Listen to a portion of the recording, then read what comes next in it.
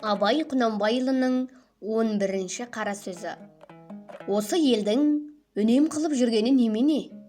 Екі нәрсе. Әуелі ұрлық. Ұры ұрлықпен мал табам деп жүр. Мал иесі артылтып алып, тағы да байимын деп жүр. Ұлықтар алып беремін деп, даугерді жеп, құтқарам деп ұрыны деп жүр. Қарапайым жұрт ұрлық айтып, мал алам деп, ұрыға атымды сатып пайдаланам деп, не өткізбесін арзанға түсіріп алам деп жүр. Екінші, бұзақылар. Біреудің ойында жоқ бәлені ойына салып, бүйтсең бек боласың, бүйтсең кеп боласың, бүйтсең кек аласың, мақта танасың деп, ауқаттыларды азғырғалы әлек болып жүр. Кім асса, мен соған керек боламын деп.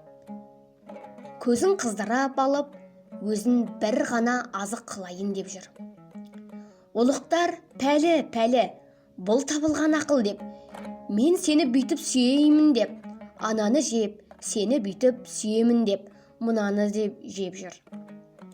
Қара қалық, менің сонша үйім бар, сонша ауыл аймағыммен сойылыңды соғайын, дауыңды айтайын деп, қай көп бергенге партиялас боламын деп, Құдайға жазып, жатпай тұрмай салып жүріп, басын ауылын, қатын баласын сатып жүр.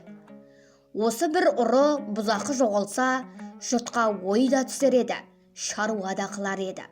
Бай барын бағып, кедей жоғын іздеп, ел секілденіп, талапқа тілеуге кірісер еді.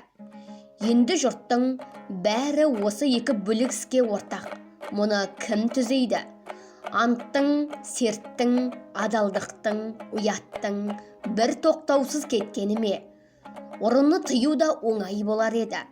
Бірақ осы бұзақының тіліне еретұғын, азатұғын байларды кім тыяды?